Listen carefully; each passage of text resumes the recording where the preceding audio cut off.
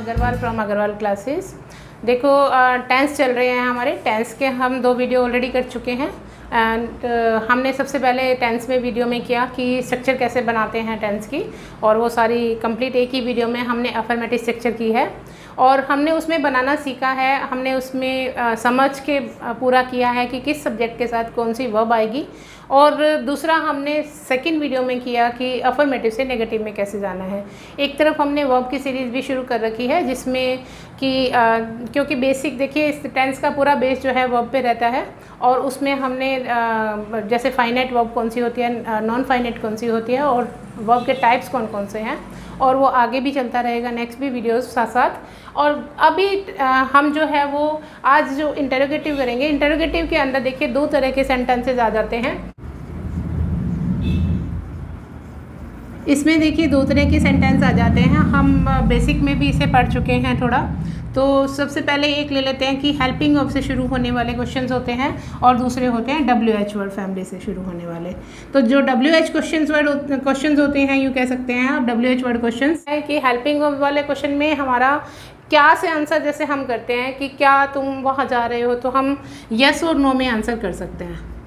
इसमें येस और नो से आंसर करने से हमारा काम चल जाता है, लेकिन इसमें हमें पूरी डिटेल में बताना होता है। अगर वाई पूछा जाए तो हमें रीज़न बताना होता है। जैसे वाई पूछा तो रीज़न बताइए, वेयर पूछा तो यहाँ पे आपको प्लेस बताना होगा। तो ये पूरा डिटेल है, काफ़ी इसमें हमें डिटेल में जाना होगा WH वर्ड फैमिली।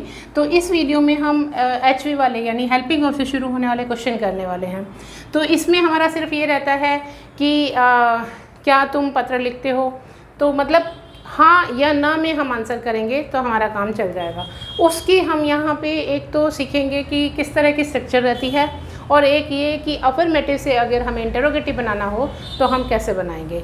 और इधर देखिए हमारे पास जो टेंस के अंदर वर्ब्स यूज़ होती है, मेन वर्ब तो है ही, उसके बाद हमारे पास कुछ हेल्पिंग वर्ब्स जिन्हें कि ऑक्सिलरीज़ कहा जाता है, और उसमें हमारे पास ऑक्सिलरी में भी 2 पार्ट्स होते हैं, primary auxiliaries and model auxiliaries. Primary में हमारे पास है बी, डू और हैव, ये हमारी बेस फॉर्म्स है, और बी की फॉर्म बीइंग कंटिन्यू फॉर्म है, और बी का ये थर्ड फॉर्म है, ठीक है। इज एम आर जो है इसकी प्रेजेंट फॉर्म है, और इधर से ये वॉज वर्ड जो है पास्ट में आ जाती है। ये प्रेजेंट, ये पास्ट, प्रेजेंट एंड पास्ट। और मॉडल ऑक्सिलरी जो है वो हम फ्यूचर में यूज़ करते हैं जिसमें हमारा विल और शैल रहता है। ये 2 ही हम इसमें यूज़ करेंगे। अब देखिए प्रेजेंट इंडेफिनिट में अफर्मेटिव सेंटेंस की स्ट्रक्चर ऑलरेडी हम लिख चुके हैं। Subject plus verb, SES plus object, ये हमारी रहती है थर्ड पर्सन सिंगुलर के साथ। और अगर खाली V1 की बात करें तो ये हमारी हो जाती है प्लूरल के साथ। उसके बाद देखिए हमें इसे बनाना है इंटरोगेटिव सेंटेंस में। इंटरोगेटिव सेंटेंस में बनाने के लिए हमें क्या करना होगा, हमने देखा कि नेगेटिव बनाने के लिए भी हमें इस हेल्पिंग वर्ब की ज़रूरत होती है, और इंटरोगेटिव बनाने के लिए भी बिना हेल्पिंग वर्ब के हम नहीं बना सकते। तो ये क्योंकि प्रेजेंट है, तो प्रेजेंट में हमें ये यूज़ करने के लिए डू और डज की हेल्प लेनी होगी, जिससे कि हम इसे नेगेटिव और इंटरोगेटिव बना सकते हैं। नेगेटिव हम ऑलरेडी बना चुके हैं, और अब हमें बनाना है इसमें इंटरोगेटिव।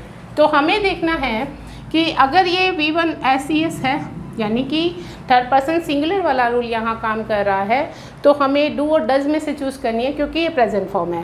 प्रेजेंट फॉर्म में से डू और डज में से हमें डज लेना होगा, क्योंकि SES फॉर्म में हमें सिंगुलर फॉर्म ही लेनी है। तो अब यहाँ पे देखिए आप अब क्या करना है, इसकी स्ट्रक्चर जो रहेगी देखिएगा, ये जो इन्वर्जन हो जाएगा इसमें आपकी जो हेल्पिंग वर्ब है वो बाहर आ जाएगी। तो स्टार्टिंग जो होगी वो हेल्पिंग वर्ब से होगी। इंटरोगेटिव एक ऐसा सेंटेंस है जिसमें स्ट्रक्चर जो है वो इन्वर्जन में आ जाती है।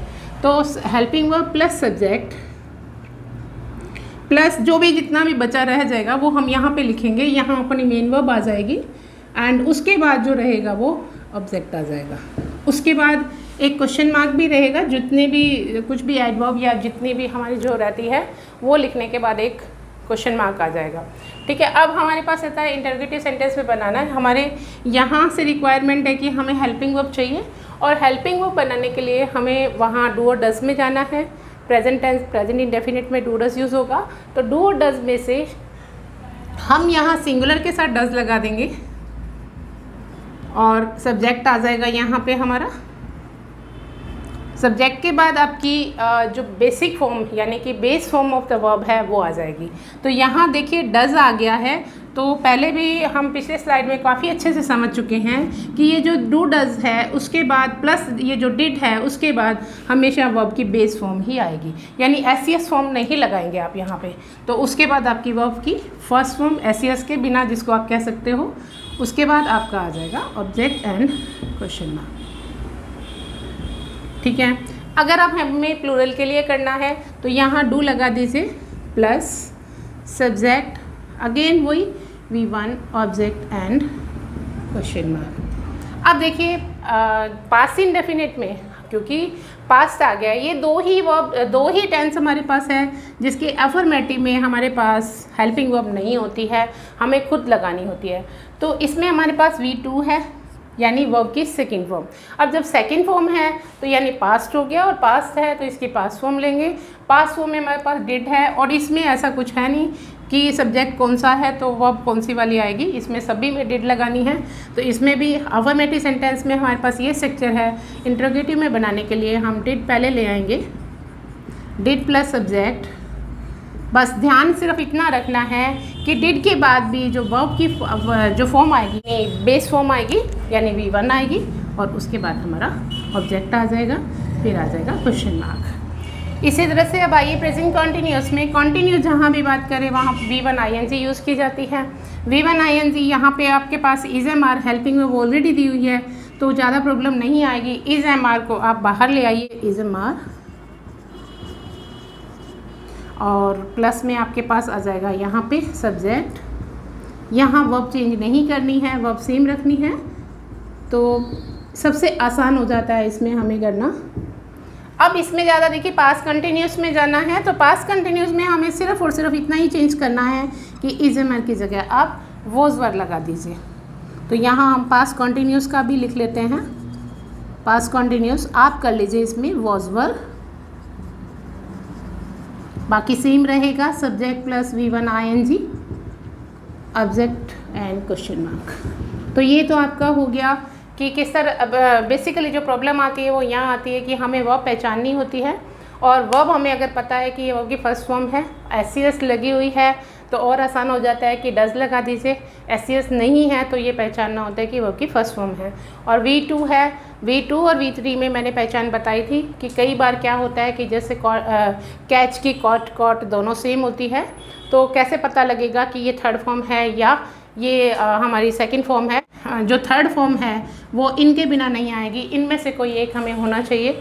Has, have, had active voice में, पैसिव वॉइस में सभी में थर्ड होती है, तो हैज़ और हैव हैड में से तीनों के साथ ही V3 आती है, तो ये हमें पहचान हो जाएगी। इसके बिना आ रही है तो इसका मतलब V2 है, V2 है तो डिड लगा दीजिए और क्वेश्चन मार्क आपको लगा दीजिए। इसके बाद इज एम आर है या फिर वॉज वर है, उनमें से आप बाहर ले आइए। प्रेजेंट परफेक्ट, प्रेजेंट परफेक्ट देखिए सभी परफेक्ट में हम V3 लगाएंगे, तो जो प्रेजेंट परफेक्ट है तो प्रेजेंट वाले उठाएंगे। प्रेजेंट परफेक्ट, प्रेजेंट में हमारे पास हैज़ है, पास्ट की है तो पास्ट उठाया, हैड लगा दिया। तो अभी हमें इंट्रोगेटिव बनाना है तो हेल्पिंग हमारे पास ऑलरेडी दी हुई है, और इसी हेल्पिंग वर्ब को हम बाहर ले आएंगे सब्जेक्ट से पहले, प्लस सब्जेक्ट प्लस V3, कोई वर्ब में चेंज नहीं आएगा, और लास्ट में क्वेश्चन मार्क लगाना ना भूलें। इसके बाद हमने हैड लगाया, सब्जेक्ट प्लस V3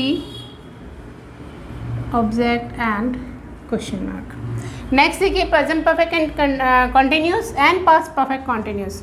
इसमें हमारे पास क्या है, प्रेजेंट में परफेक्ट हैज़ था और साथ में बीन है। हमें इसे, ये भी हेल्पिंग वर्ब है, ये हमारी मेन वर्ब है, ये भी हेल्पिंग वर्ब, ये भी हेल्पिंग वर्ब, ये हमारी मेन वर्ब है।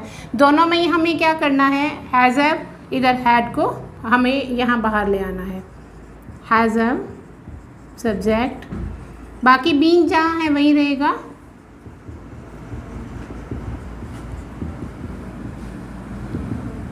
Question mark.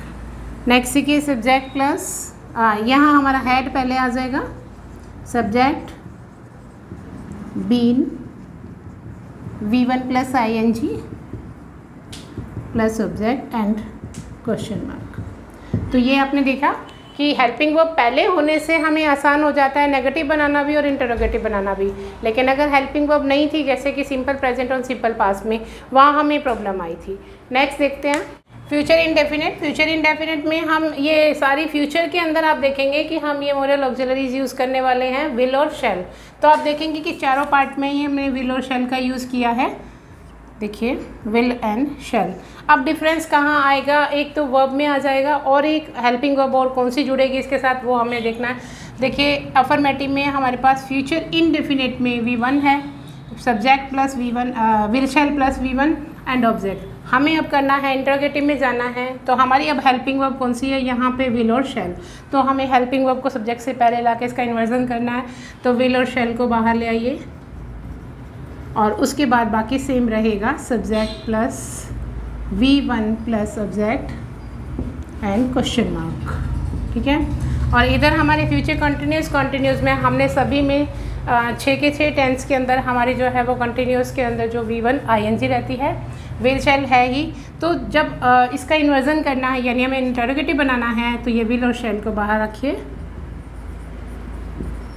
Subject plus B, बाकी सारा सेम आ जाएगा, V1 ING plus object, question mark आ जाएगा यहाँ पे।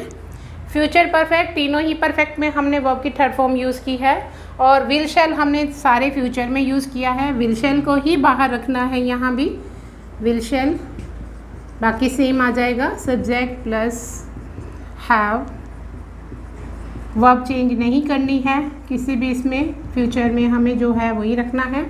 इधर भी हम विल शैल को बाहर लाएंगे, बाकी सारा एज इट इज़ रह जाएगा।